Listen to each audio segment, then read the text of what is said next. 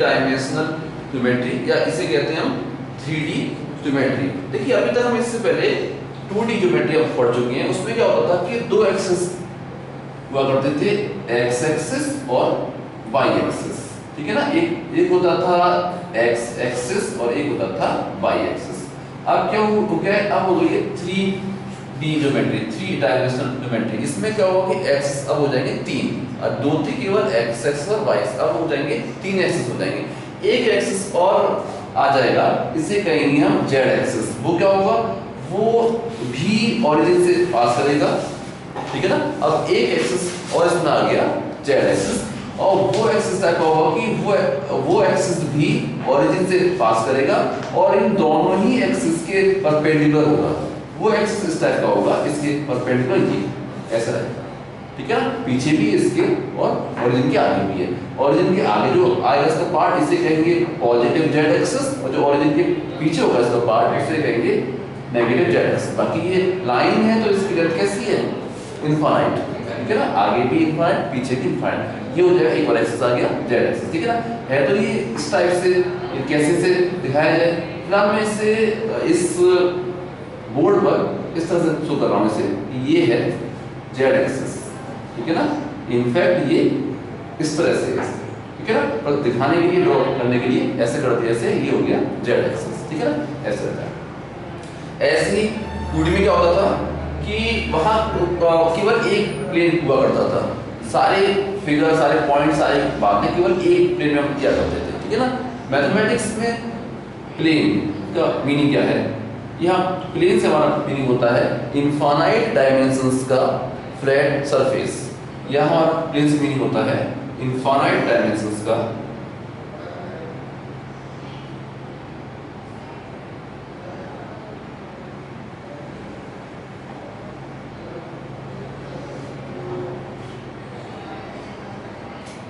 ठीक है ना, एक ऐसा फ्लैट सरफेस जिसकी डायमेंशंस इनफाइनाइट है। क्या होगा कि एक प्लेन पूरे यूनिवर्स को दो पार्ट में डिवाइड कर देगा। कोई भी प्लेन होगा वो क्या करेगा, पूरे यूनिवर्स को दो पार्ट में डिवाइड कर देगा, क्योंकि वो कहीं रुकेगा तो है नहीं, चलता रहेगा प्लेन। तो एक पार्ट इस तरफ होगा उसके और एक पार्ट इस तरफ होगा, इस तरह से होता है, ठीक है ना। ये प्लेन हो गया। अब क्या होगा कि 3D में इनफाइनाइट प्लेन्स होंगे। एक प्लेन तो वो हो गया जिसमें जैसे एक्स एक्स और वाई लाई कर रहे हैं, ये वाला ये बोर्ड वो हो गया। इसके अलावा और भी प्लेन पॉसिबल है, ठीक है ना। और हो सकता है प्लेन जो कि इस प्लेन के पैरेलल हो, ये हो सकता है, एक प्लेन हो सकता है, ठीक है ना। या ऐसे भी पॉसिबिलिटी थोड़ा टिल्ट हो, भाई ये नहीं कि केवल ये एक रेक्टेंगल है, इसकी डायमेंशंस इनफाइनाइट है, ठीक है ना। ये हो सकता है, ये हो सकता है, ऐसे हो सकता है, ऐसे हो सकता है, ऐसे हो सकता है। तो क्या कि यहाँ पर इनफाइनाइट प्लेन पॉसिबल हो गए, ठीक है ना। उनमें से 3 स्टैंडर्ड प्लेन्स हैं। क्या है वो देखिए, एक को हम कहते हैं एक्स वाई प्लेन, एक होता है प्लेन इसे कहते हैं एक्स वाई प्लेन, ठीक है ना। यानी कि वो वाला प्लेन जिसमें एक्स एक्सिस और वाई एक्सिस कंप्लीटली लाई करता है उसे कहते हैं एक्स वाई प्लेन। इस समय ये बोर्ड इस समय एक्स वाई प्लेन है, क्योंकि इसमें एक्स एक्सिस और वाई एक्सिस कंप्लीटली लाई कर रहे हैं। ये हो गया, ठीक है। एक और होगा, उसे कहेंगे हम वाई जेड प्लेन। एक ऐसा प्लेन जिसमें वाई एक्सिस, ये रहा वाई एक्सिस और जेड एक्सिस मींस ये, ठीक है ना, जिसमें वाई एक्सिस और जेड एक्सिस कंप्लीटली लाई करें उसे आप कहेंगे वाई जेड प्लेन। कैसा दिखेगा आपको, ये हो जाएगा, ठीक है ना। क्यों हो जाएगा ये, क्योंकि देखिएगा इधर वाई एक्सिस और ये हो रहा है Z axis, Y axis Z axis दोनों एक्सिस में कंप्लीटली लाई कर रहे हैं, ऐसा जो प्लेन बनेगा, ठीक है ना। ये जो आएगा प्लेन इसे आप कहेंगे वाई जेड प्लेन, ठीक है, ऐसे हो जाएगा। तो ये प्लेन हो गया। ऐसे ही एक हो जाएगा इसमें जेड एक्स प्लेन, यानी कि कैसा प्लेन जिसमें जेड एक्सिस और एक्स एक्सिस कंप्लीटली लाई करें। ये हो गया एक्स एक्सिस और ये होगा जेड एक्सिस। तो जो प्लेन इस टाइप का बनेगा ऐसे रहेगा, इस टाइप से रहेगा, ठीक है ना। ऐसा प्लेन रहेगा जिसमें ये एक्स एक्सिस और ये जेड एक्सिस, ये दोनों एक्सिस लाई कर रहे हैं कंप्लीटली, इसे कहेंगे हम जेड एक्स प्लेन, ठीक है। तो ये 3 स्टैंडर्ड प्लेन हो जाएंगे यहाँ पर जेड एक्स प्लेन। देखिए आप 2D में जब कोई पॉइंट होता था उसके कोऑर्डिनेट्स हम ऐसे कहते थे कि ये हैं a, b, ठीक है। इसमें ये था इसका x कोऑर्डिनेट और ये होता था इसका y कोऑर्डिनेट। अब 3D में क्या होगा कि किसी पॉइंट के कोऑर्डिनेट आप ऐसे देंगे a, b, c, ठीक है ना। अब कैसे रहेगा, x कोऑर्डिनेट, y कोऑर्डिनेट और z का कोऑर्डिनेट इस टाइप से रहेगा, ठीक है।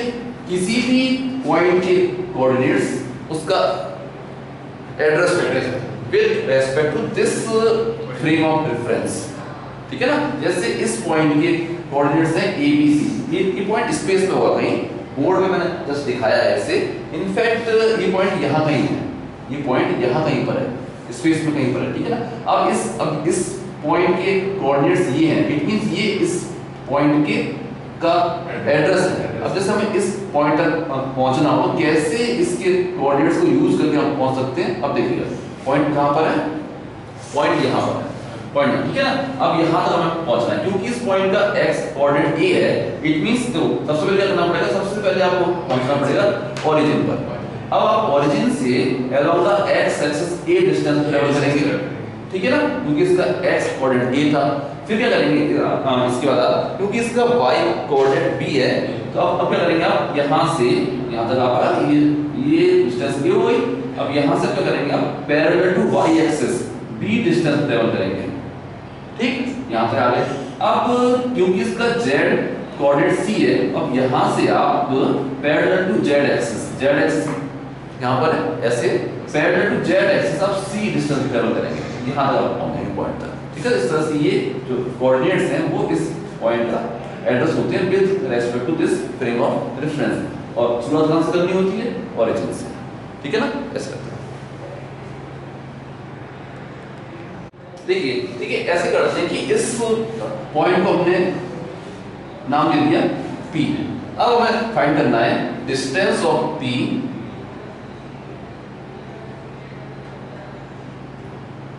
From XY plane. इस पॉइंट P की XY प्लेन से डिस्टेंस क्या होगी, ठीक है ना। देखिए जैसे इसके कोऑर्डिनेट से ABC कैसे था कि पहले आप अलोंग द एक्सिस A गए, फिर B गए, और फिर आप यहां से ऊपर उठे C के लिए। देखो जब तक आप x एक्सिस के अलोंग या पैरेलल टू y से आप मूव कर रहे थे, आप XY प्लेन में ही थे, ठीक है ना। जब हमने z कोऑर्डिनेट के अकॉर्डिंग मूव करना शुरू किया, तब हम XY प्लेन से हम दूर हुए। तो वो क्या रहा है कि इसकी XY प्लेन से डिस्टेंस केवल इसके z कोऑर्डिनेट पर डिपेंड करती है, ठीक है ना, और इनफैक्ट उसी के इक्वल होती है, ठीक है ना। तो कोई भी पॉइंट है तो उसकी XY प्लेन से डिस्टेंस इक्वल होगी उस पॉइंट के z कोऑर्डिनेट के, जो इस केस में क्या है c, ये इक्वल होती है इसके z कोऑर्डिनेट के, ठीक है ना। इस केस में ये है c, ये हो जाएगा, ठीक है। ऐसे ही कोई पॉइंट है तो उसकी yz प्लेन से डिस्टेंस क्या हो जाएगी, ये इक्वल होगी उसके x कोऑर्डिनेट के, ठीक है ना, ये इक्वल होगी उसके x कोऑर्डिनेट के, और इस केस में ये हो जाएगी, ये हो जाएगी। ऐसे ही कोई पॉइंट था, मान पॉइंट P है, इसकी distance of P from zx plane ये होगी उसके y एक्सिस कोऑर्डिनेट के इक्वल, और इस केस में ये क्या है B। ऐसे करके किसी भी पॉइंट की ये तीन जो स्टैंडर्ड प्लेन्स हैं, XY प्लेन, YZ प्लेन और ZX प्लेन, इनसे डिस्टेंस हम सॉल्व कर सकते हैं, ठीक है ना। अब देखिए एक पॉइंट है P, इसके कोऑर्डिनेट्स हैं ABC। अब हमें इस पॉइंट P की Z एक्सिस से डिस्टेंस फाइंड करनी है, ठीक है ना। Z एक्सिस कहां पर है, ये है, और ये पॉइंट भी कहां पर है, ये पॉइंट यहां नहीं है, ये पॉइंट यहां पर कहीं है, ठीक है ना। ये पॉइंट स्पेस में कहीं पर है और Z एक्सिस यहां पर है, ठीक है। अब हमें इस पॉइंट और Z एक्सिस के बीच की डिस्टेंस फाइंड करनी है। अब देखिए अगर मैं क्या करूं कि इस पॉइंट को Z एक्सिस के पैरेलल में ऊपर नीचे शिफ्ट करूं, तो इसकी Z एक्सिस से डिस्टेंस चेंज नहीं होगी, ठीक है ना। लेकिन इसे ऊपर नीचे शिफ्ट करने से इसका Z कोऑर्डिनेट चेंज होगा। इसका इसका ये मीनिंग है कि किसी पॉइंट के जेड कोऑर्डिनेट से उसकी जेड एक्सिस से उसकी डिस्टेंस में कोई फर्क नहीं पड़ता है, ठीक है ना। तो जेड कोऑर्डिनेट उसकी जेड एक्सिस से डिस्टेंस को चेंज नहीं करता है। तो पॉइंट इनफैक्ट है तो यहाँ पर, लेकिन जेड एक्सिस से डिस्टेंस सॉल्व करने के लिए मैं इसे यहाँ भी मान सकता हूँ, ठीक है ना। जैसे यहाँ पर ये प्लॉट किया हुआ पॉइंट, ठीक है। अब इस पॉइंट की जेड एक्सिस से डिस्टेंस वही होगी जो इस पॉइंट की ओरिजिन से डिस्टेंस है, ठीक है ना। तो ये जो आएगी डिस्टेंस OB, यही इस पॉइंट की जेड एक्सिस से डिस्टेंस होगी, ठीक। अब ये लेंथ है A और यहाँ से यहाँ तक ये है B। तो अकॉर्डिंग टू पाइथागोरस इससे आप कह सकते हैं √a² + b², ठीक है ना। हम इसमें ऐसे कह सकते हैं कि distance of P from z axis ये इक्वल होगी √a² + b², ठीक है ना। ऐसे ही distance of P from y axis ये क्या होगी, ये इक्वल होगी √a² + b² के। ऐसे ही distance of P from x axis ये इक्वल होगी √b² + c², ठीक है ना। ये देखिए जैसे ये कोऑर्डिनेट सिस्टम है, ये हो गया x एक्सिस y एक्सिस और ये है z एक्सिस, ठीक है ना। z एक्सिस है तो इस तरह से, लेकिन मैं अभी इसे शो कर रहा हूँ यहाँ दिखा रहा हूँ इसे कि ये है z एक्सिस, ये है x एक्सिस और ये हो गया y एक्सिस, ठीक है। अब देखिए एक पॉइंट है स्पेस में, ठीक है ना। ऐसे मान लेते हैं ये रहा पॉइंट, ये पॉइंट है स्पेस में, ठीक है तो यहाँ पर, लेकिन यहाँ फिलहाल मैं इसे यहाँ प्लॉट कर रहा हूँ, इसे नाम रख दिया मैंने इसका P, इसके कोऑर्डिनेट्स हैं ABC, ऐसे मान लेते हैं, ठीक है ना। ठीक है। अब देखिए अगर कोई पॉइंट x एक्सिस पर लाई कर रहा है, ठीक है, तो यह वो सारे पॉइंट जो x एक्सिस पर लाई करते हैं उनकी कोऑर्डिनेट्स में कुछ चीजें कॉमन होती हैं। वो पॉइंट है x एक्सिस पर कहीं भी हो, यहाँ हो, लेकिन उनके कोऑर्डिनेट्स में कुछ चीजें कॉमन रहती हैं, सेम रहती हैं। क्या है वो? अगर कोई पॉइंट x एक्सिस पर है तो उसके कोऑर्डिनेट्स के बारे में हम कुछ चीजें हम बता सकते हैं कि ये ऐसे होंगे कोऑर्डिनेट्स। क्या होती है वो चीजें? अगर कोई पॉइंट x एक्सिस पर है तो उसका y और z कोऑर्डिनेट 0 होगा, ठीक है ना। अगर कोई पॉइंट x एक्सिस पर होगा तो उसके लिए y और z कोऑर्डिनेट 0 होंगे, ठीक है ना। जैसे इसको डालने का तो यहाँ पर सी वाला पॉइंट है तो इसका आप ऐसे कर सकते हो, ये होगा a, 0, 0, क्योंकि इस पॉइंट तक पहुंचने के लिए ओरिजिन से हमें केवल along the x axis travel करना पड़ेगा, y एक्सिस या z एक्सिस के अलोंग नहीं जाना पड़ेगा। इसलिए इसमें क्या होगा कि y और z कोऑर्डिनेट 0, 0 होंगे इसमें, ठीक है ना।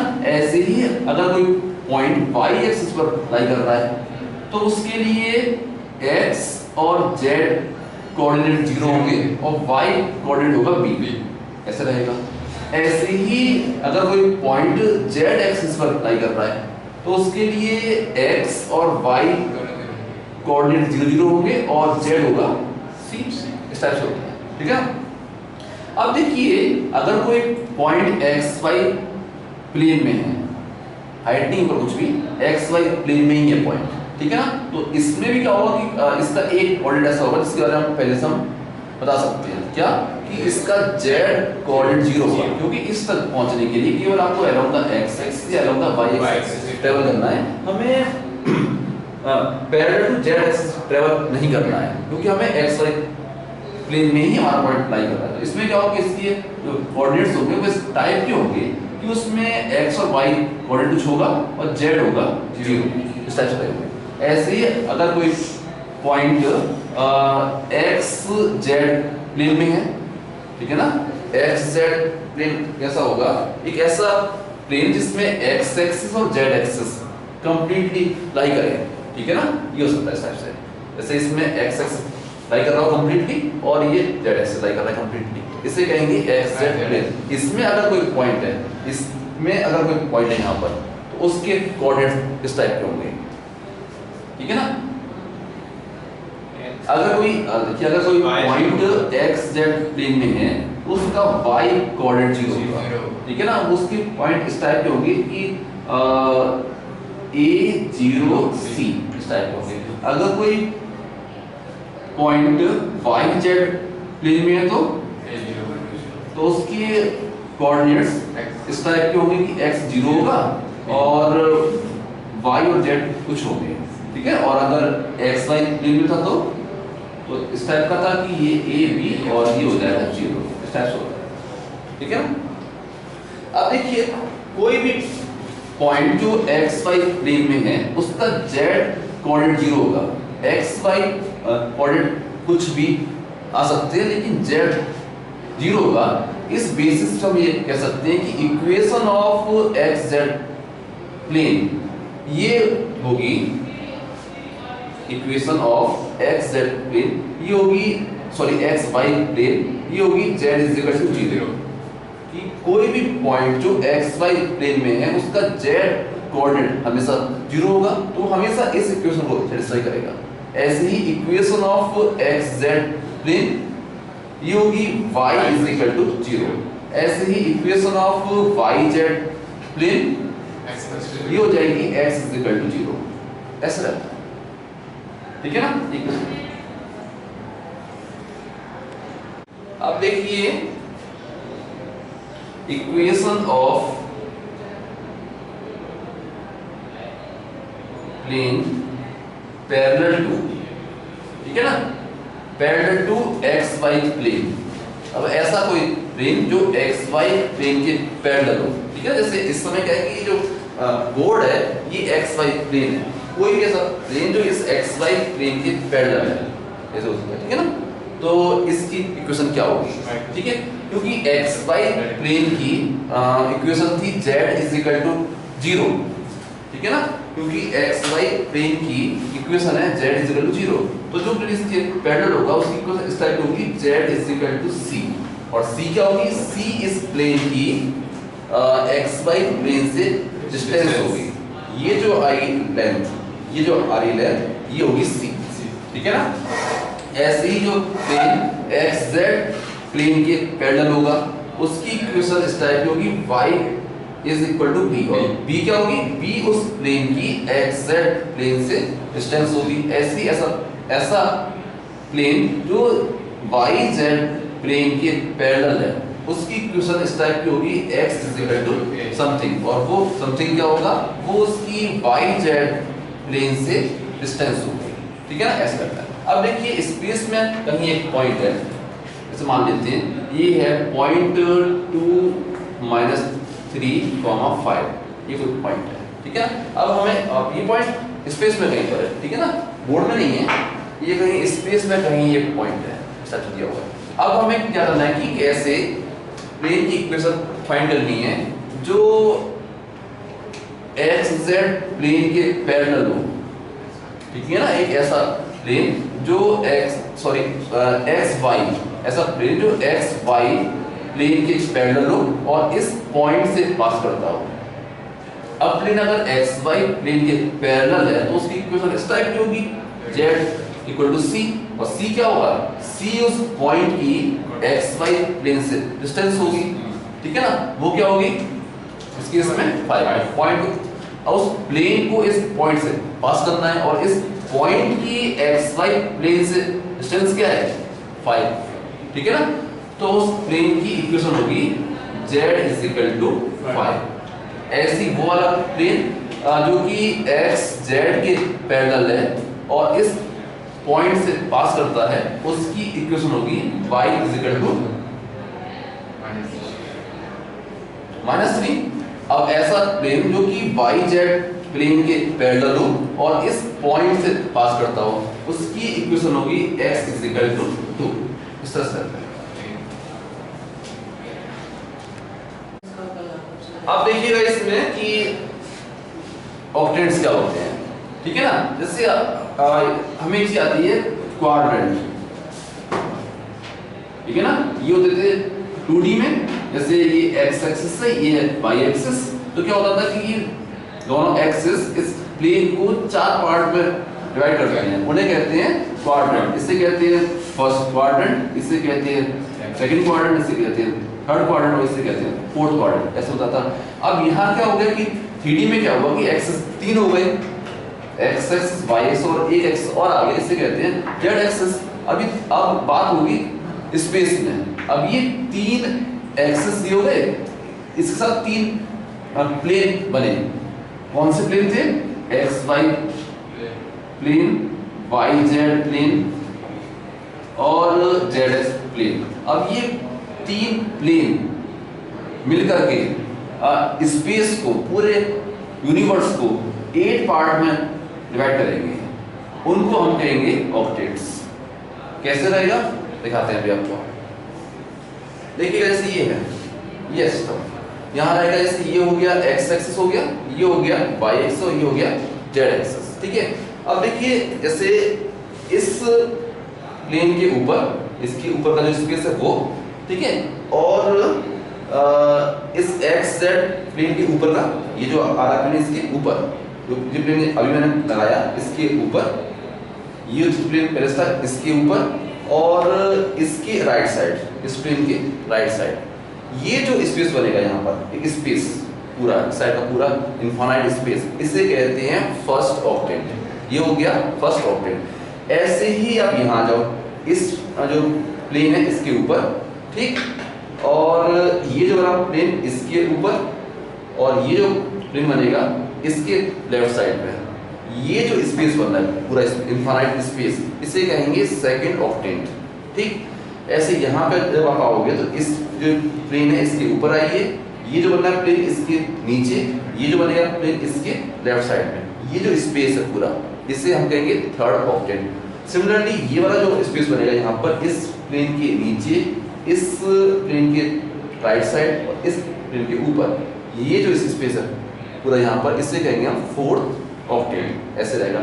ऐसे ही जब हम क्या करेंगे कि फर्स्ट ऑक्टेंट के पीछे जाएं, ठीक है ना, इसके पीछे आप आएंगे तो इस प्लेन के पीछे का, और उसमें भी ये जो प्लेन है इसके राइट साइड, ठीक, और ये जो प्लेन था जो इसके पीछे भी है उसके ऊपर, यहाँ का जो स्पेस होगा, ये वाला जो स्पेस होगा, ठीक है ना, इसे हम कहेंगे फिफ्थ ऑक्टेंट। यानी कि फर्स्ट ऑक्टेंट के पीछे जो ऑक्टेंट बन रहा है इसे कहेंगे फिफ्थ ऑक्टेंट। ऐसे ही सेकंड के पीछे जो स्पेस बनेगा, जो ऑक्टेंट आएगा, उसे कहेंगे सिक्स्थ ऑक्टेंट। और थर्ड ऑक्टेंट के पीछे जो ऑक्टेंट बनेगा इसे कहेंगे सेवेंथ ऑक्टेंट, और फोर्थ के पीछे जो आएगा ऑक्टेंट उसे कहेंगे हम एट्थ ऑक्टेंट। इस तरह से, ठीक है ना। आप देखेंगे कि पहले चारों ऑक्टेंट के लिए जेड एक्सिस पॉजिटिव है, ठीक है ना। जो भी पॉइंट ये पहले चार, फर्स्ट सेकंड थर्ड फोर्थ, इन ऑक्टेंट्स में होंगे पॉइंट्स, उन सभी के लिए जेड कोऑर्डिनेट पॉजिटिव रहेगा। और जो पीछे वाले होंगे, यानी कि जो फिफ्थ सिक्स्थ सेवेंथ और एट्थ ऑक्टेंट्स में आएंगे पॉइंट, उन सब के लिए जेड कोऑर्डिनेट नेगेटिव आएगा, ठीक है ना। इसे ऐसे आप देख सकते हैं इसमें।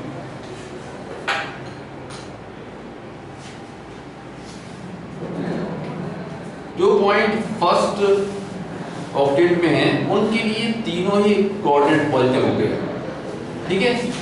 जो पॉइंट सेकंड ऑक्टेंट में है उनके लिए x नेगेटिव होगा, है ना, x नेगेटिव होगा, y पॉजिटिव होगा, और पहले चारों के लिए z पॉजिटिव है, ये रहेगा पॉजिटिव। थर्ड ऑक्टेंट में कैसे रहेगा? थर्ड ऑक्टेंट में x और y दोनों नेगेटिव होते हैं, पहले चारों में z पॉजिटिव है, ऐसे रहेगा, ठीक है ना। फोर्थ ऑक्टेंट में x पॉजिटिव है, y नेगेटिव है, z पॉजिटिव है, ठीक है। फिफ्थ ऑक्टेंट में प्लस प्लस और z नेगेटिव।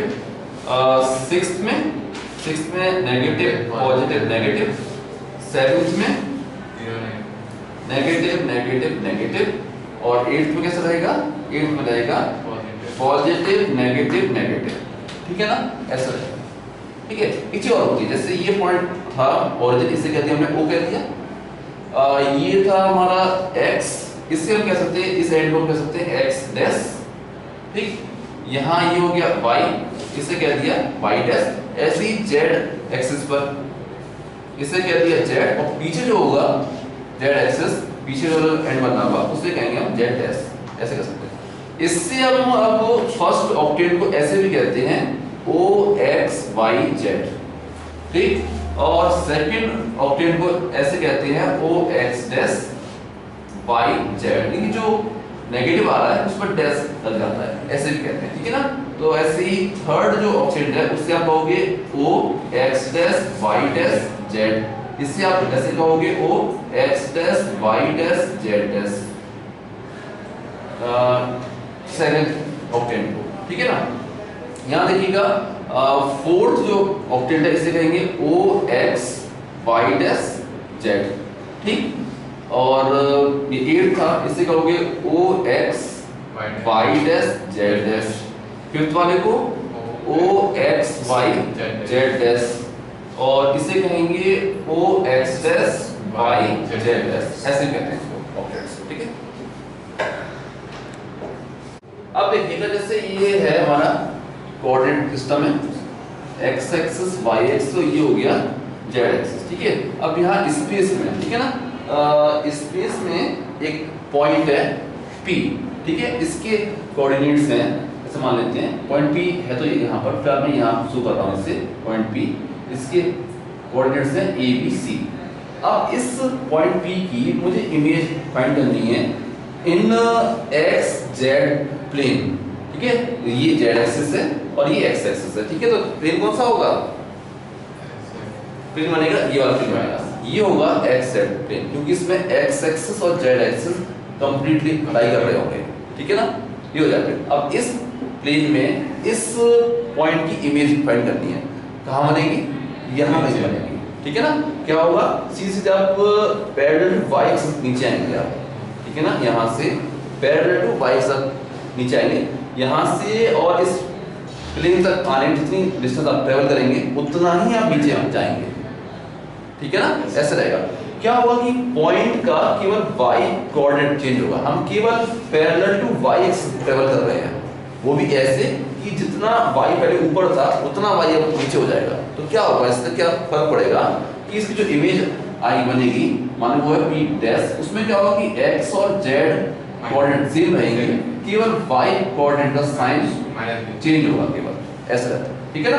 किसी पॉइंट की इमेज अगर हम x z प्लेन में सॉल्व कर रहे हैं तो ये आएगी a माइनस b c, केवल y कोऑर्डिनेट का साइन चेंज करेंगे। ऐसे ही अगर x y प्लेन है तो ये हो जाएगी, उसमें इस केस में केवल z कोऑर्डिनेट का साइन चेंज होगा, साइन चेंज होगा। हम ये नहीं करेंगे साइन नेगेटिव हो जाएगा, अगर पहले नेगेटिव है तो अब पॉजिटिव हो जाएगा, ठीक है ना। ऐसे ही yz प्लेन में अगर किसी पॉइंट ऑफ इमेज आप फाइंड करेंगे तो इसमें x कोऑर्डिनेट का साइन चेंज हो जाएगा, ये इमेज आती है, ठीक है। देखिए ठीक है, ये कोऑर्डिनेट सिस्टम है, x एक्सिस y एक्सिस, तो ये हो गया z एक्सिस, ठीक है। अब देखिए स्पेस में दो पॉइंट्स हैं, ये देखिए जैसे ये स्पेस में दो पॉइंट्स हैं, ठीक है। हमें क्या करना है कि इन दोनों के कोऑर्डिनेट्स गिवन है, हमें इन दोनों के बीच की डिस्टेंस फाइंड करनी है, ठीक है ना। फिलहाल मैं इन दोनों पॉइंट्स को यहाँ सो कर रहा हूँ। जैसे एक पॉइंट है P, इसके कोऑर्डिनेट्स हो गए x1 y1 z1, एक पॉइंट हो गया Q, इसके कोऑर्डिनेट्स हैं x2 y2 z2, ठीक है। इन दोनों के कोऑर्डिनेट्स गिवन है, अब इनके बीच की डिस्टेंस हमें फाइंड करनी है, ठीक है ना। यानी कि PQ, ये लेंथ PQ कितनी होगी? देखिए इसके लिए फॉर्मूला होता है x2 minus x1 whole square plus y2 minus y1 whole square plus z2 minus z1 whole square और पूरे का स्क्वायर रूट। ये फॉर्मूला है दो पॉइंट्स के बीच की डिस्टेंस फाइंड करने का, ठीक है ना। अगर इन दोनों के कोऑर्डिनेट्स गिवन हो तो ऐसे निकाल सकते हैं डिस्टेंस। देखिएगा जैसे हमें दो पॉइंट गिवन है, एक पॉइंट है P, इसके कोऑर्डिनेट्स हैं x1 y1 z1, एक पॉइंट है Q, इसके कोऑर्डिनेट्स हैं x2 y2 z2, ठीक है ना। अब एक तीसरा एक पॉइंट है R, इसके कोऑर्डिनेट्स अननोन है, ऐसे मान लिया x डैश y डैश और z डैश, लेकिन ये बात गिवन है कि ये पॉइंट R इस लाइन सेगमेंट PQ को m/n रेशियो में डिवाइड करता है, ठीक है ना। तो इस रेशियो और P और Q के कोऑर्डिनेट्स इनको यूज करके पॉइंट R के कोऑर्डिनेट सॉल्व हम कर सकते हैं। ऐसे कर सकते हैं, जो x डैश है ये होगा m × x2, x dash equal होगा mx2 plus nx1 plus nx1 upon n plus n, ऐसे x डैश सॉल्व हो जाएगा। y डैश के लिए आप कहोगे my2, ये हो जाएगा my2 plus ny1 upon n plus n, इस टाइप से रहता है, इसका इधर क्रिस क्रॉस रहता है हमेशा, ठीक है ना। ऐसे ही z डैश क्या होगा, ये हो जाएगा mz2, ये हो गया mz2 plus nz1 upon m plus n, ये फॉर्म होगा, ठीक है। तो इस इनको यूज करके आप पॉइंट R के कोऑर्डिनेट आप फाइंड कर सकते हैं। एक स्पेशल केस ये है कि पॉइंट R ठीक मिड पॉइंट हो, उस केस में क्या करेंगे कि रेशियो क्या हो गया 1:1 हो गया, m और n क्या हो गई 1:1 हो गई, ठीक है ना।